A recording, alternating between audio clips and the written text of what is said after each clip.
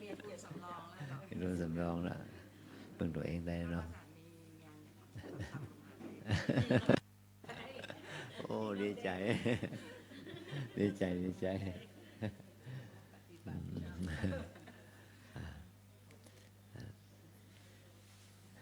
ยะถาวาริวหาปุราปาริปุเรนติสาคลังเอวเมวะอิโตจินังเปตานังอุปกัปปติอิจิตังปฏิตังตุมหังคิปะเมวะสมิจฉตุสเปปุเรนตุสังกปปาจันโทปนะระโสยถามณิโชติระโสยถาขอบุญกุศลที่เกิดจากการได้ไหวทานของในวันพุธของเราวันเกิดของทองพูนญาวิราชพุญญาติธรรมได้น้อมนำมาซึ่งปัจจัยทายทานนี่มาบูชาบูรณะหอพระไตรปิฎกหอพระธรรมแล้วก็คณะบายสีกลุ่มพระนาโมโสสินนี้ก็ได้ถวายปัจจัยสำหรับบำรุงค่าน้ำค่าไฟพลังบุญนี้จะเป็นอานิสงส์บุญเกิดกุลอุดหนุนเป็นทวะปัจจัยของความเป็นบุญในสมาปฏิบัติฐานะศีลภาวนาในถึงพร้อมในศีลสมาธิปัญญาอายุวันนะสุขภาละพุทธในมีความสุขความเจริญด้วยดวงตาอันสดใสมีดวงใจอันส่องสว่างก็เกิดสติสมาธิปัญญาเป็นได้เห็นแจ้งในพระธรรมคำสอนของพระพุทธธรรมสัมพุทธเจ้าเสี่ยวจิตกันนั้นจงจะมีตั้งแต่ดีๆสยสิทธิทนังลาภังสุทธิภาคยังสุขังพลังสิริอายุจวันโนจะโภคังบุธิจะยสวาสตวัสสาจะอายุจะชีวาสิทธิภวันตุเตสปิติโยวิวัชันตุสัพพะโรโควินัสตุมาเตภววันตรายโยสุขีทีฆายโยโกภวะอภิวาทนาสีนิสานิจังพุทธาปัจจายโนจตารโอธรรมาปัฏฐันติอายุวันโนสุขังภะรัง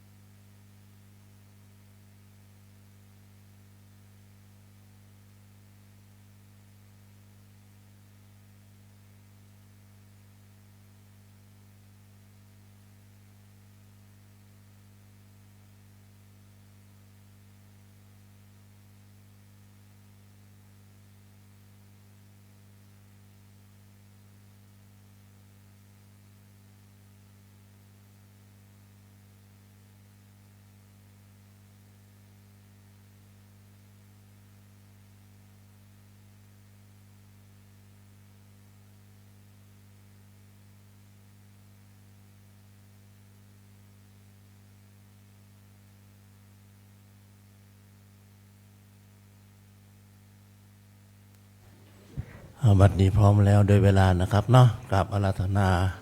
องค์เทศองค์แสดงธรรมท่านอาจารย์พระมหาธนวัตรขึ้นสู่ธรรมาสน์แก้วเวลานี้ครับ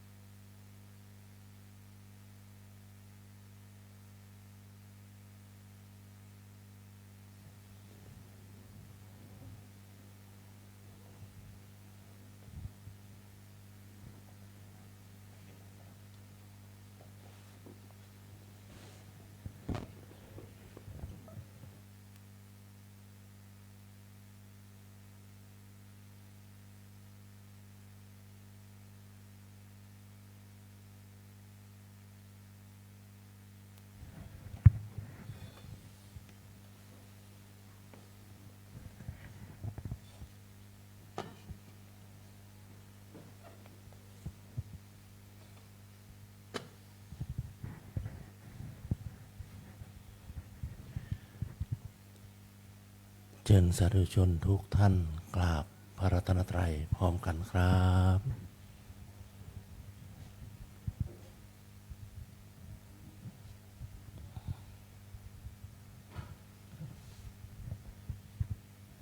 อิมินาสการเรนะพุทธังอภิปูชยามะอิมินาสการเรนะ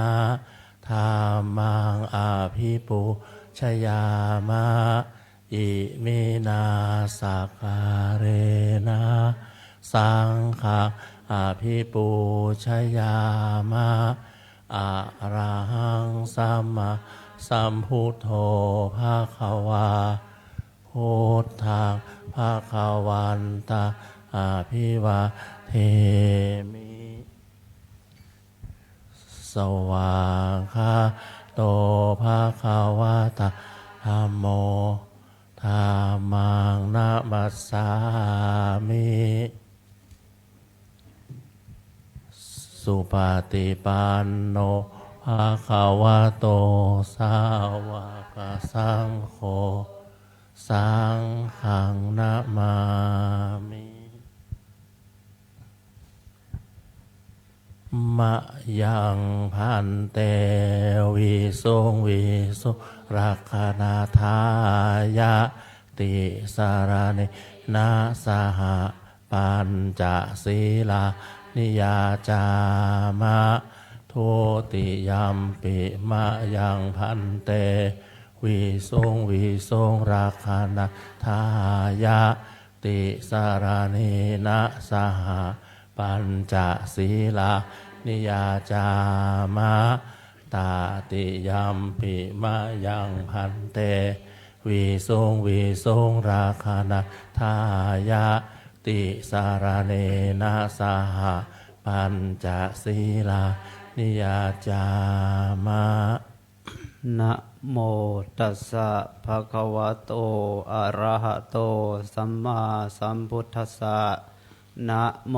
ตัสสะภะคะวะโตอะระหะโตสัมมาสัมพุทธัสสะนะโมตัสสะภะคะวะโตอะระหะโตสัมมาสัมพุทธัสสะนะโมตัสสะภะคะวะโตอะระหะโตสัมมาสัมพุทธัสสะนะโมตัสสะภะคะวะโตอะระหะโตสัมมาสัมพุทธัสสะนะโมตัสสะภะคะวะโตอะระหะโตสัมมา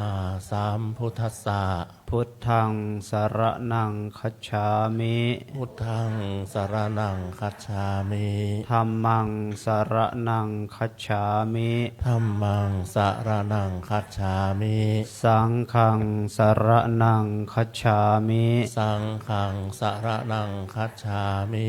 ทุติยัมปิพุทธังสรณังคัจฉามิทุติยัมปิพุทธังสรณังคัจฉามิทุติยัมปิธัมมังสรณังคัจฉามิทุติยัมปิธัมมังสรณังคัจฉามิทุติยัมปิสังฆังสรณังคัจฉามิทุติยัมปิสังฆังสรณังคัจฉามิตติยัมปิพุทธังสรณังคัจฉามิตติยัมปิพุทธังสรณังคัจฉามิตติยัมปิธัมมังสรณังคัจฉามิตติยัมปิธัมมังสรณังคัจฉามิตติยัมปิสังฆังสรณังคัจฉามิตติยัมปิสังฆังสรณังคัจฉามิติสรณะขมนังนิทธิตังอามะพันเตปานาติปาตาเวระมณีสิกขาปะทังสมาธิยามิปานาติปาตาเวระมณีสิกขาปะทังสมาธิยามิอะทินนาทานาเวระมณีสิกขาปะทังสมาธิยามิอะทินนาทานาเวระมณีสิกขาปะทังสมาธิยามิสำหรับศีลแปด อพรหมจริยาเวระมณีสิกขาปะทังสมาธิยามิปัจจริยาเวระมณีสิกขาปะทังสมาธิยามิกาเมสุมิจฉาจาราเวระมณีสิกขาปะทังสมาธิยามิกาเมสุมิจฉาจาราเวระมณีสิกขาปะทังสมาธิยามิมุสาวาทาเวระมณีสิกขาปะทังสมาธิยามิมุสาวาทาเวระมณีสิกขาปะทังสมาธิยามิสุราเมรยะมัชฌะปมาทัฏฐานาเวระมณีสิกขาปะทังสมาธิยามิสุราเมรยะมัชฌะปมาทัฏฐานาเวระมณีสิกขาปะทังสมาธิยามิสำหรับศีลห้าเสร็จเสียงแต่เพียงเท่านี้ต่อไปศีลแปดครับวิกาละโภชนาเวระมณีสิกขาปะทังสมาธิยามิวิการะโภชนาเวระมณีสิกขาปะทังสัมมาทิยามินัจจะขีตะวาทิตะวิสุกะทัสนะมาลาคันทะวิเลปนะธารณะมันตนะวิโภสนัฏฐานาเวระมณีสิกขาปะทังสมาธิยามินัจจะคีตะวาทิตะวิสุกะทัสนะมาลาคันทะวิเรปนะธารณะมันดนะวิภูสนัฏฐานาเวระมณีสิกขาปะทังสัมมาทิยามิอุจจาสยนะมหาสยนาเวระมณีสิกขาปะทังสมาธิยามิอุจจาสยนะมหาสยนาเวระมณีสิกขาปะทังสัมมาทิยามิอิมานิอัฏฐสิกขาปะทานิสมาธิยามิอิมานิอัฏฐสิกขาปะทานิสัมมาธิยามิอิมานิอัฏฐสิกขาปทานิสัมมาทิยามิอิมานิอัฏฐสิกขาปทานิสัมมาทิยามิอิมานิบัญจจะอัฏฐจะสิกขาปทานิสีเลนะสุขติงยันติสาธุสีเลนะโภคะสัมปทาสาธุสีเลนะนิพพุติงยันติตัสมาสีลังวิโสทะเยอามาพันเต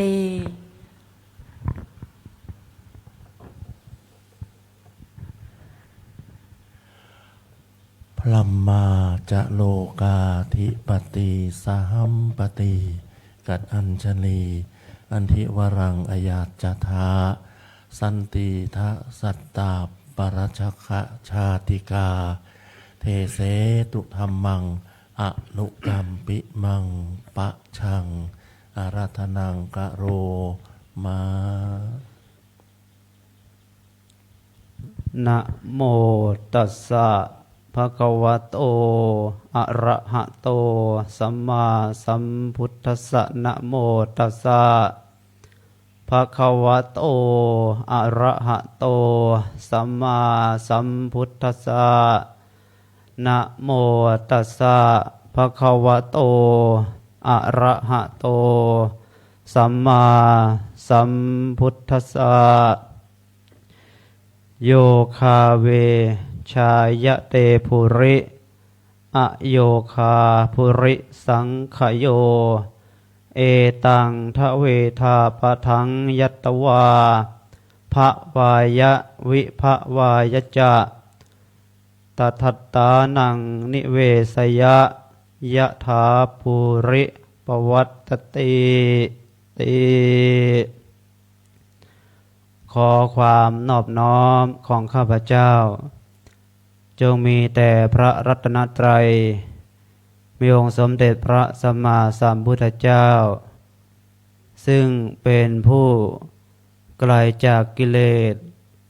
ตรัสรู้ชอบได้โดยพระองค์เอง ขอความนอบน้อมของข้าพเจ้าจงมีแต่พระธรรมคำสั่งสอนขององค์สมเด็จพระสัมมาสัมพุทธเจ้าซึ่งผู้ปฏิบัติตามสามารถพ้นทุกข์ได้จริงขอความนอบน้อมของข้าพเจ้าจงมีแต่พระอริยสงฆ์สาวกและสมุติสงฆ์ขององค์สมเด็จพระสัมมาสัมพุทธเจ้าซึ่งเป็นผู้ปฏิบัติดีปฏิบัติชอบตามพระธรรมวินัยขอถวายความเคารพแด่พระเดชพระคุณท่านเจ้าคุณพระอาจารย์พระภาวนาธรรมาภิรัตน์เจ้าคณะอำเภอเมืองจังหวัดเชียงใหม่เจ้าสำนักปฏิบัติธรรมประจำจังหวัดเชียงใหม่แห่งที่2เจ้าวัดรำเปิงตะโปธารามผู้เป็นอธิปฏิสงฆ์ในอาวาสแห่งนี้ขอถวายความเคารพแด่พระมหาเถรานุเถระพระเถระพระมชิมะพระนวกะและน้องสมณเณรขอเจริญพรไปยังแม่ชีโยคีนักปฏิบัติธรรมอุปาสกอุปาสิกาศรัทธาสาธุชนที่ได้มาทำบุญใส่บาตรมารับฟังพระธรรมซึ่งวันนี้ก็เป็นวันธรรมสวนะวันพระวันขึ้น8 ค่ำเดือน 4ปีมะเส็งที่มารับฟังอยู่ในวิหารนี้ก็ดีที่ได้รับชมรับฟังการถ่ายทอดสดจากเพชรวัดรำเบิงที่บ้านอยู่ก็ดีลำจับตั้งแต่นี้ไปจะได้แสดงพระธรรมเทศนาเพื่อฉลองศรัทธาประดับสติปัญญาของท่านสาธุชนผู้มาขนขวายในการบำเพ็ญกุศลเพื่อเป็นเครื่องนำพาตนให้ประสบความสุขทั้งในภพนี้และสัมปรายภพภาคหน้าพระธรรมเทศนาที่จะนำมาอธิบายในโอกาสนี้มีชื่อเรื่องว่าพระโพธิละเถระอ่านมาในคัมภีร์อรรถกถาธรรมบทดังปรากฏข้อความตามพระบาลีสืบมาว่าในสมัยพุทธกาลสมเด็จพระบรมศาสดาจารย์ประทับสำราญพระอิริยาบถอยู่ณวัดพระเชตวันมหาวิหารนั้น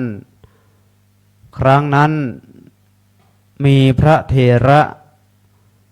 สอนพระไตรปิฎกรูปหนึ่งเป็นผู้ทรงพระไตรปิฎก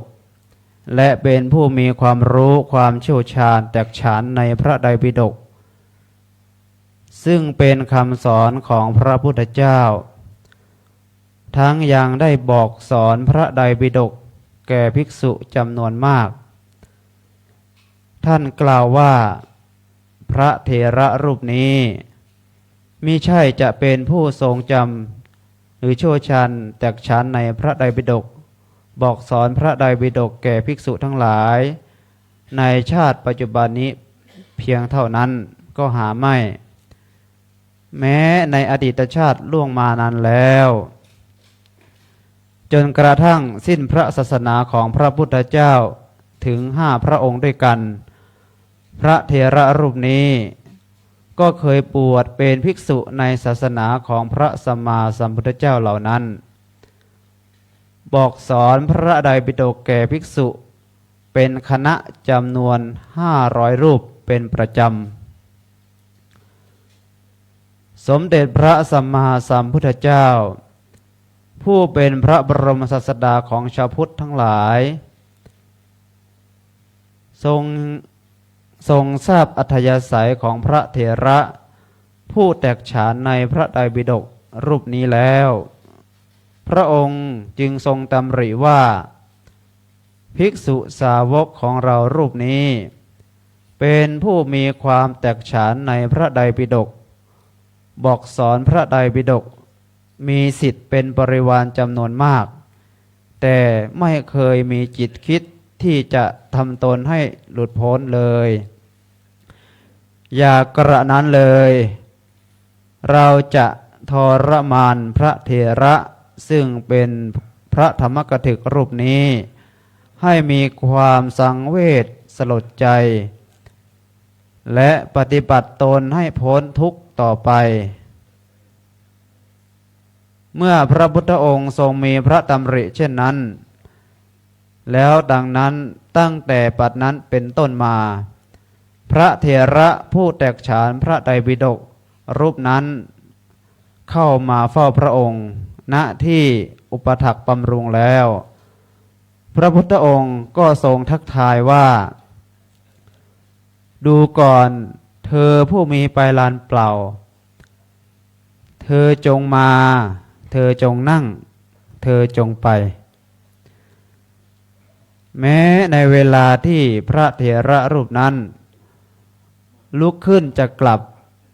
พระพุทธองค์ก็ทรงตรัสสำทับว่า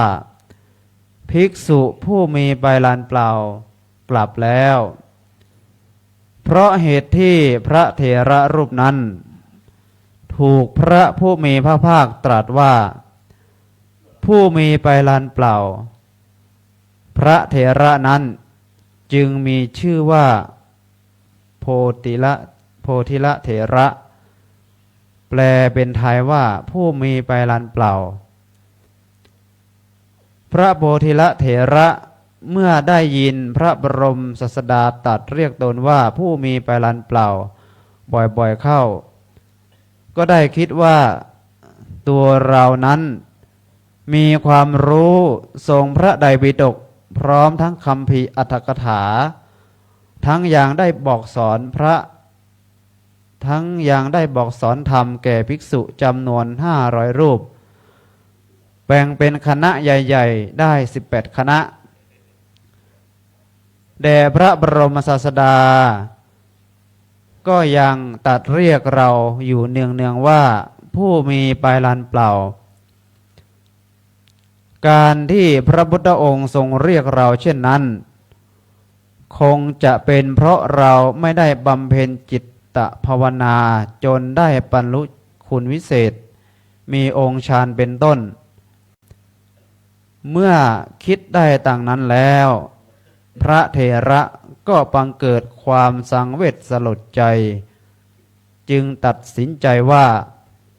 จะเข้าป่าบำเพ็ญสมณธรรมเพื่อบรรลุมรรคผลนิพพานได้จัดบาตรจีวรด้วยตนเองในเวลาเช้าตรู่ได้ออกจากวัดพร้อมกับภิกษุผู้เรียนธรรมซึ่งออกไปเป็นรูปสุดท้ายพระโพธิละเถระ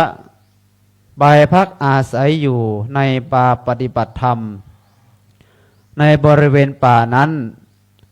มีภิกษุนั่งสัทยายบทพระพุทธมนต์มิได้กำหนดว่าพระเถระนั้นเป็นอาจารย์พระเถระจึงเดินทางไปอีกประมาณ20 โยชน์ไปถึงบริเวณป่าซึ่งมีภิกษุปฏิบัติธรรมอยู่จำนวน30 รูปด้วยกันพระเถระจึงเข้าไปหาพระสังฆเถระ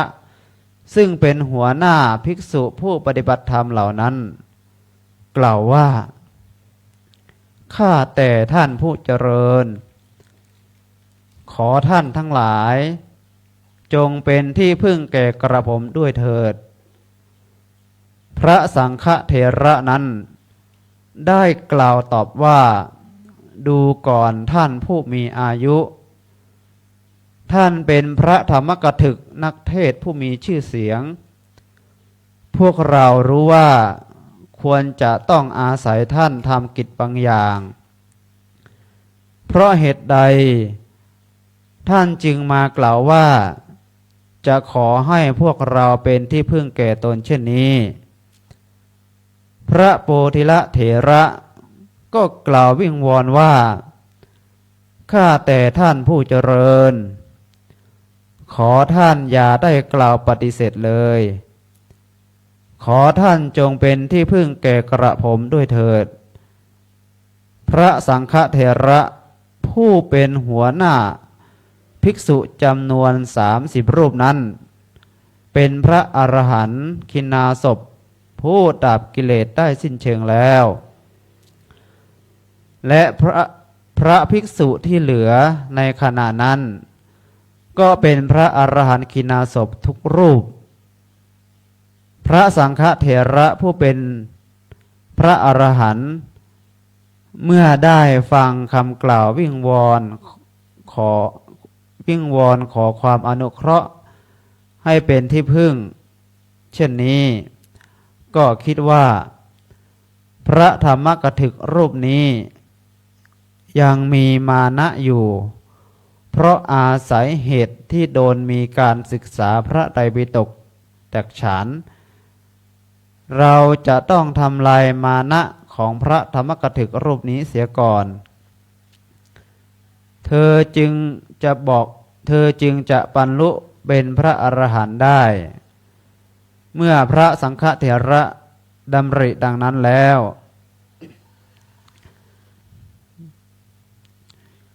จึงส่งพระโพธิละเถระไปสู่สำนักของพระอนุเถระที่รองลงไปเพื่อให้เป็นอาจารย์สอนการปฏิบัติธรรมให้พระโพธิละเถระก็เข้าไปนมัสการพระเถระผู้เป็นรองหัวหน้าให้เป็นผู้บอกสอนกรรมฐานแก่ตนแต่พระอนุเถระรูปนั้นก็กล่าวปฏิเสธไม่ยอมรับเป็นอาจารย์และส่งต่อไปจนถึงพระอรหันต์รูปสุดท้ายในขณะนั้นซึ่งเป็นสามเณรมีอายุ7 ขวบกำลังนั่งพักในเวลากลางวันเย็บผ้าอยู่พระโพธิละเถระนั้นถูกพระอรหันต์ทำลายมานะหมดสิ้นแล้วแม้ตนเป็นพระธรรมกถึกมีชื่อเสียงแต่ถูกส่งไปสู่สำนักของสามเณรซึ่งเป็นพระอรหันต์มีอายุเพียง7 ขวบเท่านั้นพระธรรมกถึกนั้นก็ไม่ได้มีมานะถือตัวได้เข้าไปประคองอัญชลีในสำนักของสามเณรน้อยแล้วกล่าวว่าข้าแต่สามเณรผู้เป็นสัตว์บุรุษ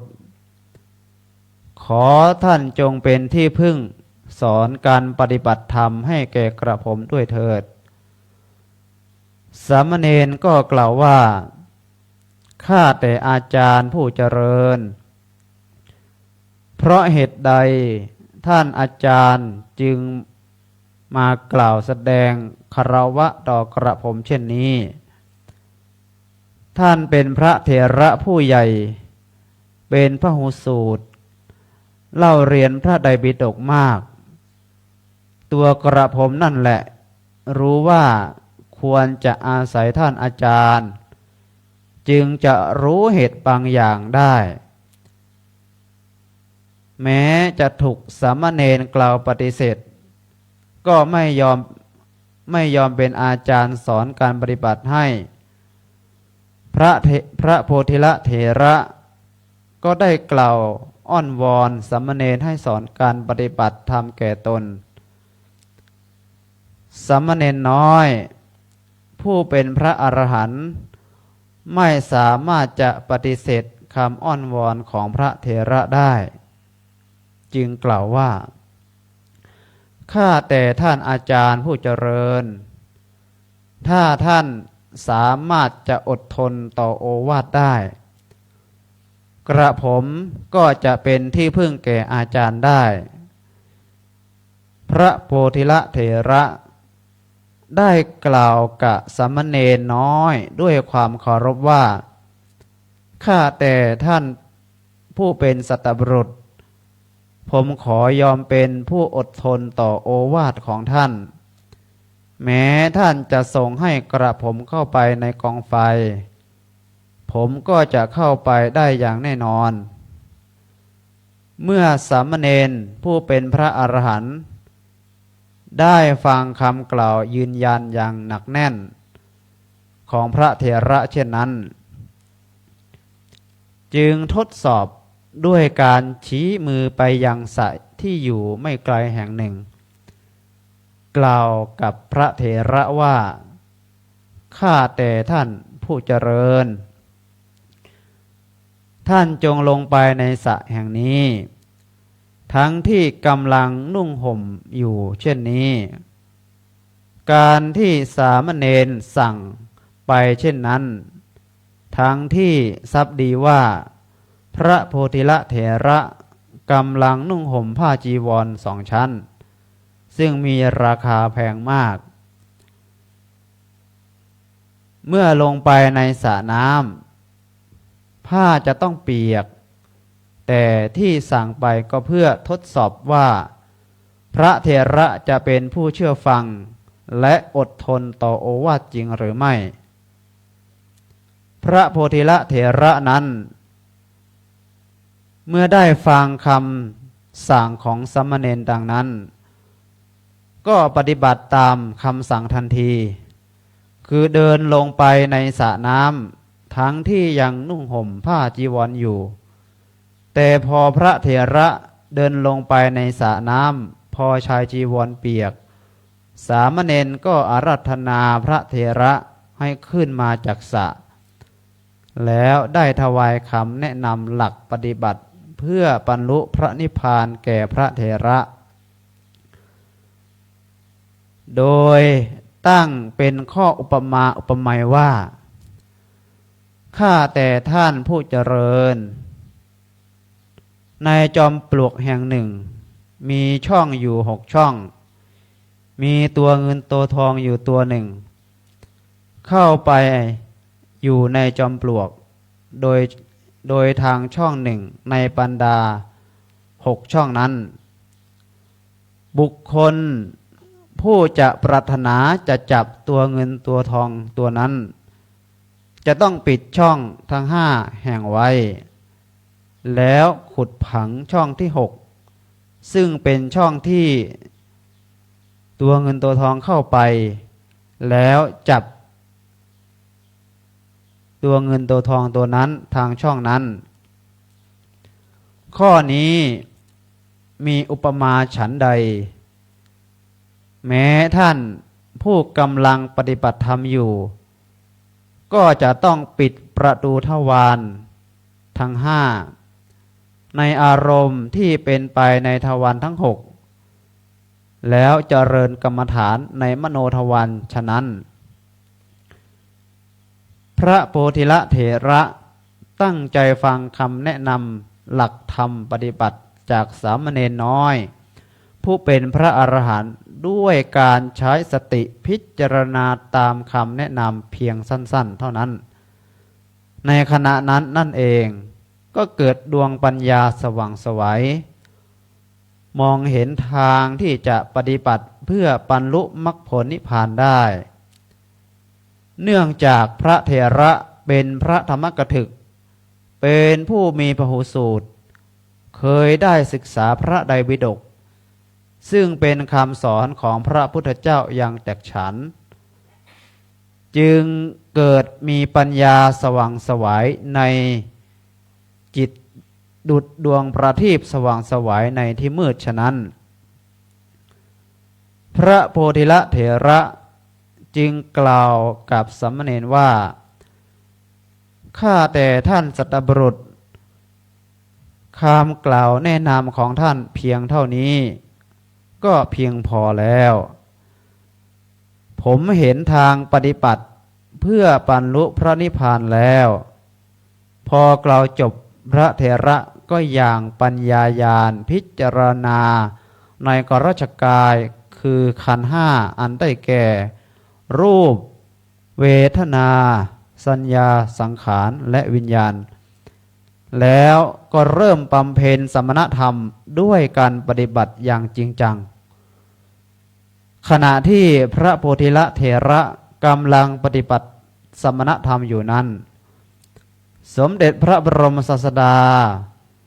ซึ่งประทับนั่งอยู่ไกล120 โยชน์ได้ตรวจตรูพระเถระนั้นด้วยพระญาณของพระองค์แล้วทรงมีพระดำริว่าเราควรที่จะตักเตือนให้พระโพธิละเถระนั้นตั้งตนไว้ให้เป็นผู้มีปัญญามั่นคงดุจแผ่นดินเมื่อทรงดำริเช่นนั้นแล้วพระพุทธองค์ก็ทรงเปล่งรัศมีไปประดุจตรัสอยู่เฉพาะหน้ากับพระโพธิละเถระนั้น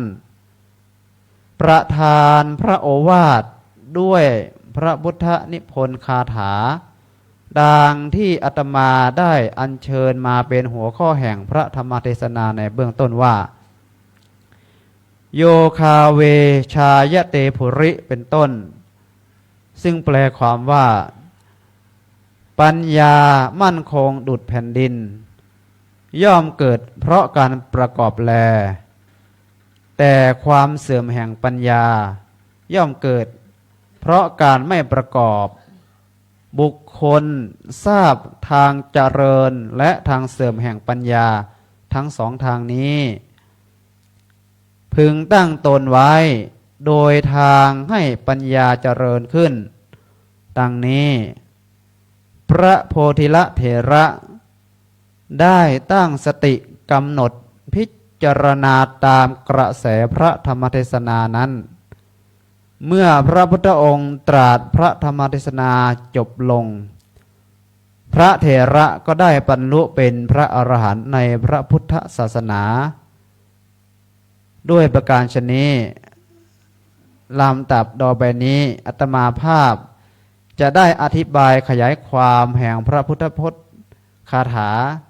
ที่สมเด็จพระบรมศาสดาตรัสแก่พระโพธิละเถระเพื่อเป็นข้อปฏิบัติธรรม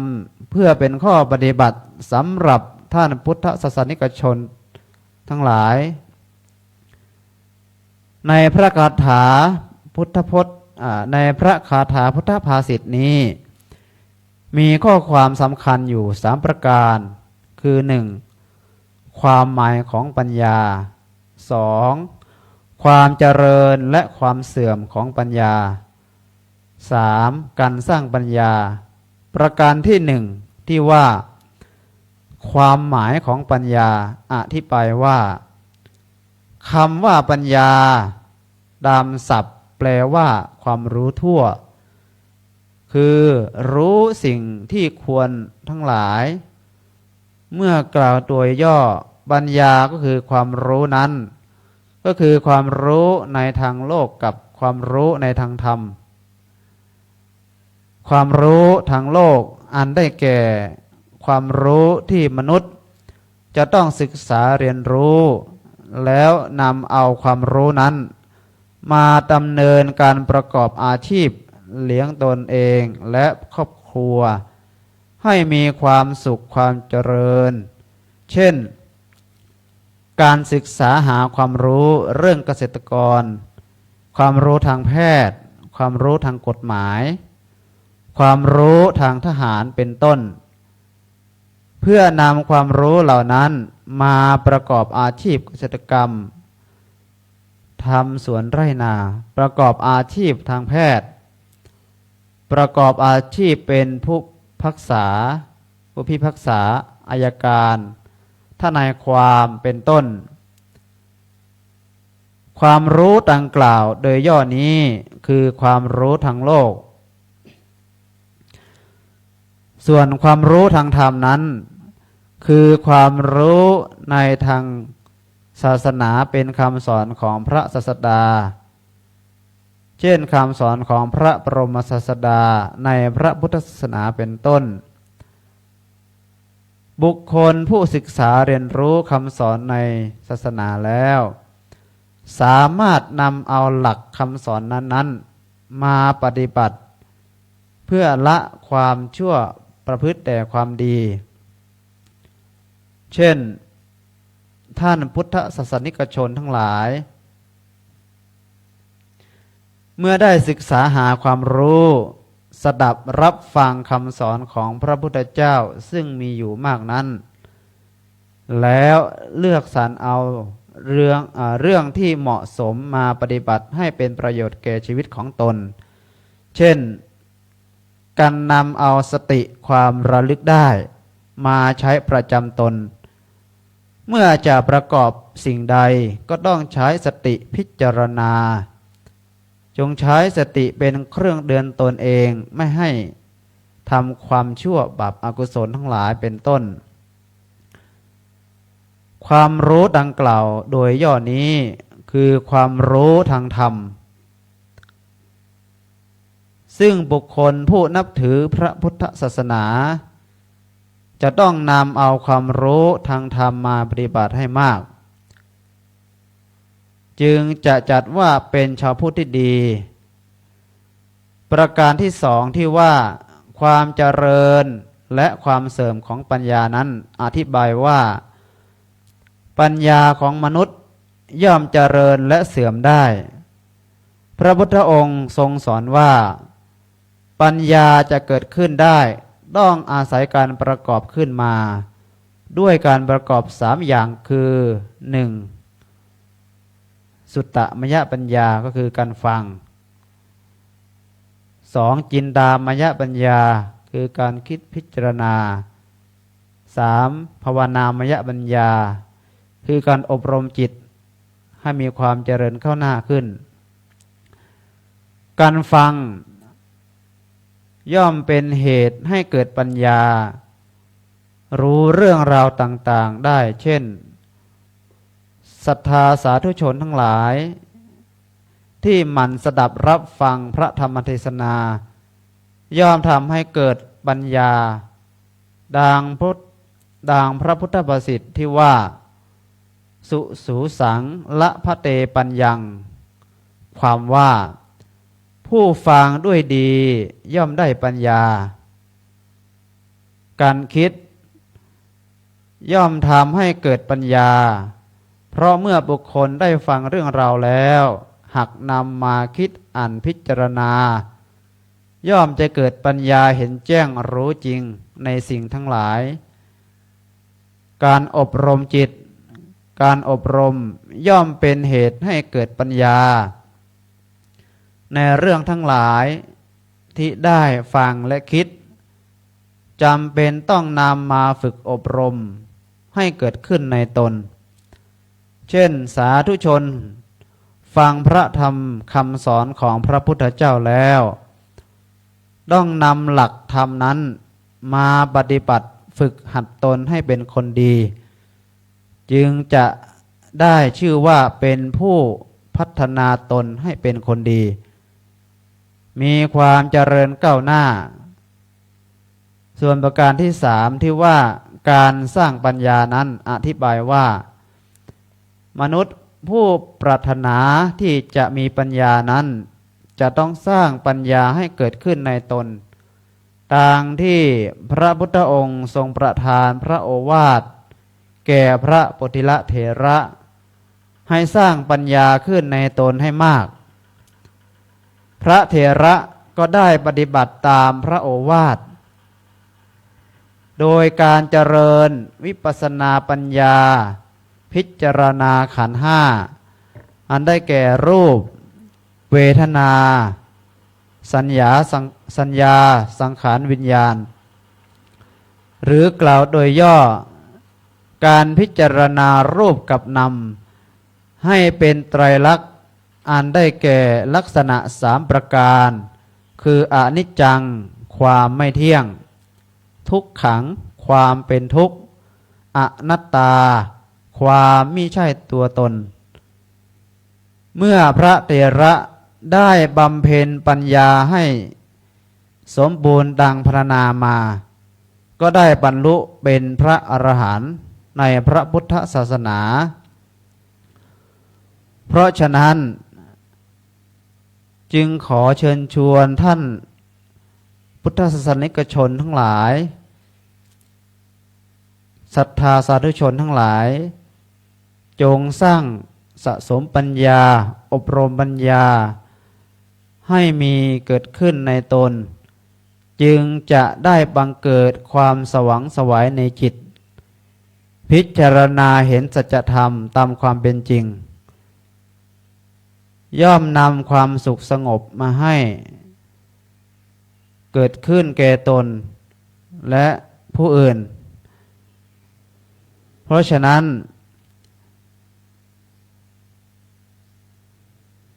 การที่เราได้มาฟังเทศน์ฟังธรรมในวันพระในวันพระธรรมสวนะก็ถือว่าเราได้สร้างปัญญาอันดับแรกเราได้บุญก็คือการที่เราได้มีกุศลจิตคิดประกอบภัตตาหารที่จะได้มาใส่บาตรพระสงฆ์ในเช้าจากนั้นก็มีการรับศีลห้าศีล8และได้ฟังพระธรรมเทศนาในทุกๆวันพระการทำเช่นนี้ก็ถือว่าเป็นการสะสมปัญญาเมื่อเราสะสมปัญญาไม่วันใดก็วันหนึ่งปัญญาเหล่านั้นก็จะรวมกันเป็นภาวนาปัญญาฉะนั้นก็ขอให้อุบาสกอุบาสิกาศรัทธาสาธุชนจงสร้างปัญญาให้เกิดขึ้นกับตนเพื่อที่จะก่อให้เกิดสุขในภพนี้และภพหน้าต่อไปในอาวสานแห่งพระธรรมเทศนาอาตมาภาพขออาราธนาคุณพระศรีรัตนตรัยและบุญกุศลที่ท่านทั้งหลายได้บำเพ็ญมาจงเป็นพลาวะปัจจัยเป็นพลานุภาพบันดาลให้ทุกท่านประสบความสุขความเจริญทั้งในภพนี้และภพหน้ามีสติปัญญาสามารถรู้ธรรมเห็นธรรมและสามารถนำตนให้พ้นจากทุกข์ได้การแสดงพระธรรมเทศนาก็พอสมควรแก่เวลาจึงขอยุติลงคงไว้แต่เพียงเท่านี้เอวังก็มีด้วยประการฉนี้อันธรรมยังสาธุกลังกโรมะเสสาธุสาธุสาธุวันนี้เจ้าภาพมานะครับนะเจ้าภาพกันเทศเจนนะครับนะ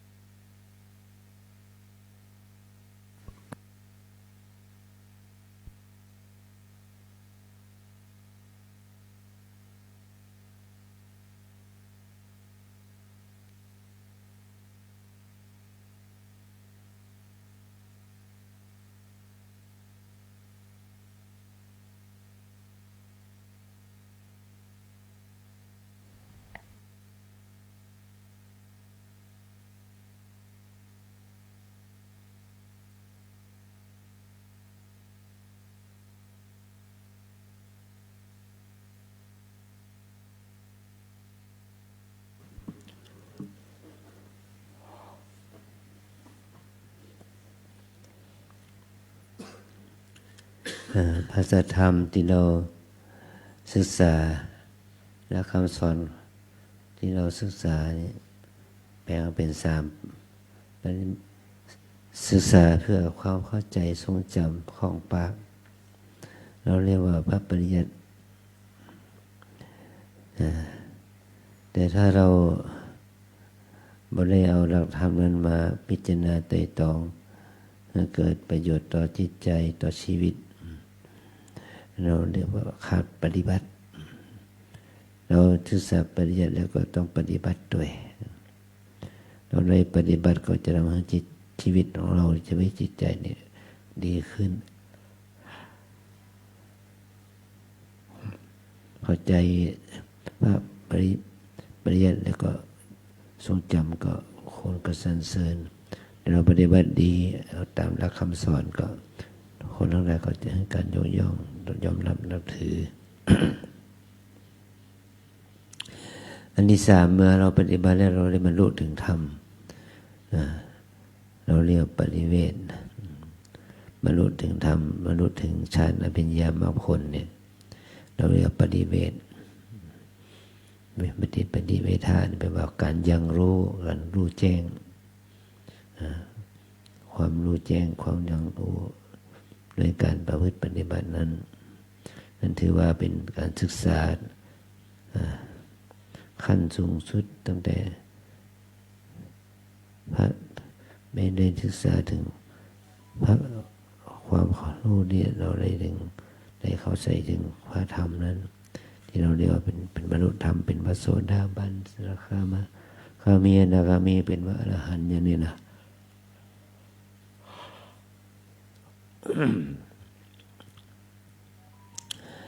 เรา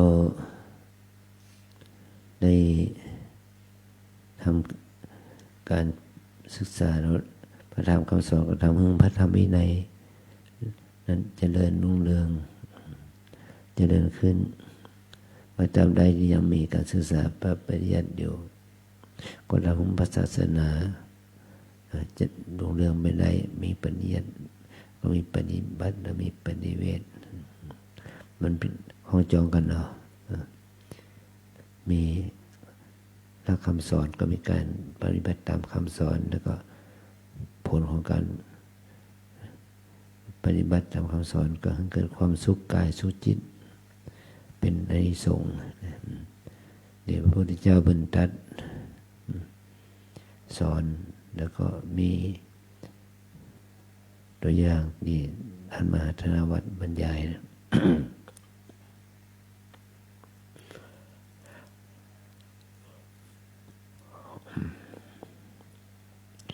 มันบอกว่าถ้าสัตว์นั้นเข้าไปในจอมปลวกเราจะทำอย่างไรให้จับสัตว์อันใดนะเมื่อสัตว์นั้นมีจอมปลวกนั้นมี6 รูเขาก็ปิด5 รูเปิดดูเร็วแล้วก็เขาจะสามารถจะจับสัตว์นั้นได้เพราะว่าท่านเปรียบเทียบว่าเหมือนกับจิตเขาเนี่ยมีทวารทั้ง6 ทวารตาหูจมูกลิ้นกายใจถ้าเราปิดทวาร5 1 2 3ตาหูจมูกลิ้นกายเพื่อมีสติเลิกดูอยู่กับทวารที่6คือมโนทวารอย่างเดียวจิตมันจะบอกแวกจิตมันจะฟุ้งซ่านเขาก็จับมันได้จิตมันสงบจิตมันนิ่งก็จะหูก็เขาจะได้จับจิตได้เขาจะได้พัฒนาจิตเขาไปในเนี่ยเขาทั้งหลายก็รู้ว่าถ้าเขารักษาใจเขาได้แล้วมันก็รักษาตาหูจมูกลิ้นกายได้เช่นเดียวกันเนาะแบบพระพันในมนุษย์ธรรมก็เพราะอาศัยการมีสติหูวาระจิตของตนเองเกิดมนุษย์ถึงมาถึงผลถึงธรรมได้ก็เมื่อเขาได้หูถึงภาวะวาระจิตของเราเองนะก็เป็นไม่ต้องนี่เป็นคำสอนที่เราได้นำพิจารณาเป็นประโยชน์แก่ตนอย่างนี้นะ ตอนนี้ไปเฮาเนี่ยก็ถวายสังฆทานเนาะ อันธรรมยังพุทธัสสะภะคะวะโตปุพพาคณมะกะลังกะโรมะเสนะโมตัสสะอะระหะโตสัมมาสัมพุทธัสสะนะโมตัสสะภะคะวะโตอะระหะโตสัมมาสัมพุทธัสสะนะโมตัสสะภะคะวะโตอะระหะโตอิมานิมายังพันเตภาตานิสัปปะริวารานิภิกขุสังคัสสะโอโนชยามะสาธุโนพันเตภิกขุสังโฆอิมานิภาตานิสัปปะริวารานิปาติคันหาตุอามากังทีคารตังอิตายะสุขายะข้าแต่พระภิกษุสงฆ์ผู้เจริญข้าพระเจ้าทั้งหลายขอน้อมถวายภัตตาหารกับทางบริวารทั้งหลายเหล่านี้แก่พระภิกษุสงฆ์ขอพระภิกษุสงฆ์จงรับภัตตาหารกับทางบริวารทั้งหลายเหล่านี้ของข้าพระเจ้าทั้งหลายเพื่อประโยชน์และความสุขแก่ข้าพระเจ้าทั้งหลายมีบิดามารดาเป็นต้นโดยตลอดกาลนานเทินสาธุศรัทธาเตรียมกรวดน้ำนะครับ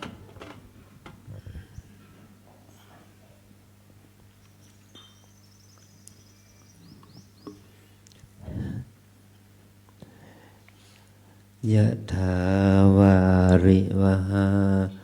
ปุราปาริปุเรนติสาคารังเอวะเมวะอิโตทินังเปตานังอุปกัปปติอิจิตังปฏิตังตุมหังคิปะเมวะสมิจฉตุสเปปุเรนตุสังกปปาจันโทปนะระโสยถามณิโชติระโสยถาจันโตสัพพะโควินาศตุมาวันตรายโยสุขีคายุภาวะอภิวาทนาสิริวุฒธาปัจจายโนจัตโรธรรมาวัฏันติอายุวันโนสุขังภะลังอายุโตภะละโททีโรวันนะโทปฏิสุขัสสะทาตาเมธาวิสุขังสุทิคาจติอายุงทัตตวา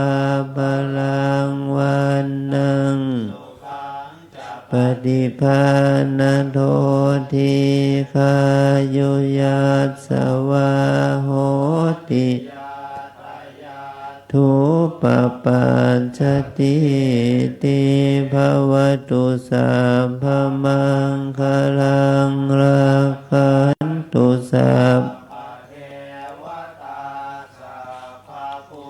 ทานุภาเว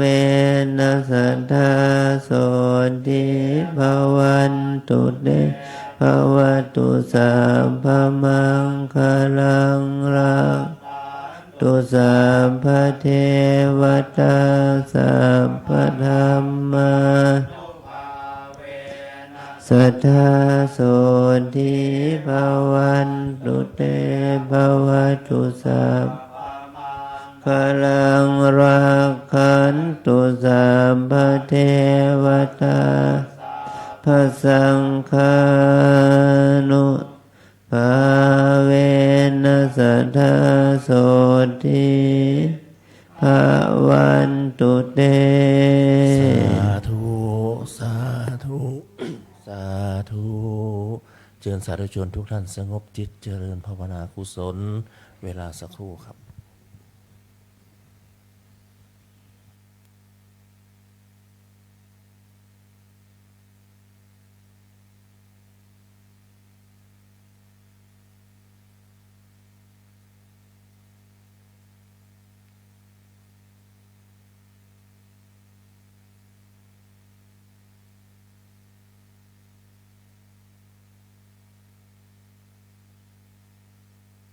สมควรแก่เวลาแผ่เมตตาพร้อมกันอิตังตานากรรมะเลภานาปัจจายโยโหตุโนนิจจาอิตังศีลกัมมังนิพพานาปัจจายโยโหตุโนนิจจาอิตังภาวานากัมมังนิพพานาปัจจายโยโหตุโนนิจังยังจินเจโกสาลกัตตะพังกามะสัพเพหิอัมเหหิกาตังปุญญโนอาโนโมทันโตโสนันโตพนโตเยเทอาสามิงฐาเนอาทิคาตาทิคายุกะสัทธาหนโตสัพพสัตตะสุขีอัตตานังโตมาตาปิตาสุขีตาหนโตทุกขาปะมุจจันโตเพยาตากาสุขีตาโหนโตทุกขาปะมุจจันโตสัพเพอายตากาสุขีตาโหนโตทุกขาปะมุจจันโตสัพเพปิสาสัพเพยัคขาสัพเพเปตาสุขีตาโหนโตทุกขาปะมุจจันโตสัพเพนาคัตตาสุขีตาโหนโตทุกขาปะมุจจันโตสัพเพเทวาตาโหนโตทุกขาปะมุจจันโตสัพเพอาจาริโยปัจฉายาตาโหนโตทุกขาปะมุจจันโตสัพพะสัมปติโยชามิชันตุโว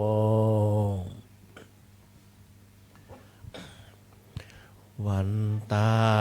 เมโพธังสัพพะเมวะโทคามาธาเมพันเตวันธามิธัมมังสัพพะเมวะโทสังฆามาธามิพันเตวันธามิสังฆังเมวะโทสังฆามาธามิพันเตวันธามิคาโรโอปัชฌอาจาริเยสัพพะเมวะโทสังฆามาธามิพันเตวันธามิกัมมะหานังสัพพะโทสังฆามาธามิพันเตวันธามิอาราเมภัทธาสีมังสัพพะเมวะโทสังฆามาธามิพันเตวันธามิเจติยังสัพพังสัพพะโสปาเตทิตาสา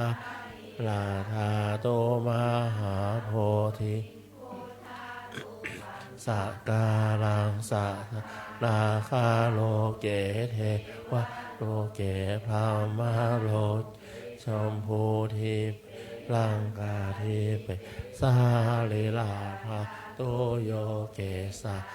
ตุโยอาราหันตาธาตุเจติยังคันธากุ ติสาหาเสธรรมขันธิสาเพสัมทาเจติยะอาหังวันตามิสาภาโส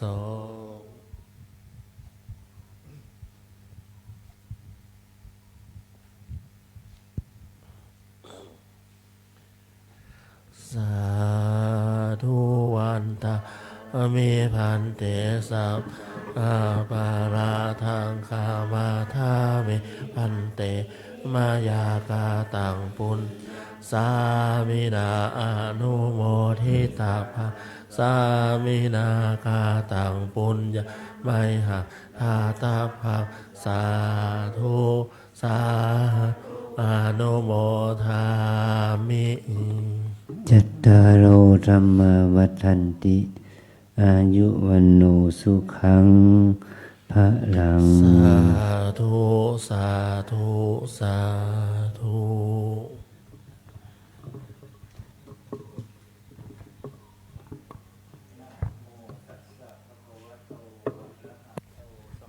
สัมพุทธัสสะนะโมตัสสะภะคะวะโตอะระหะโตสัมมาสัมพุทธัสสะ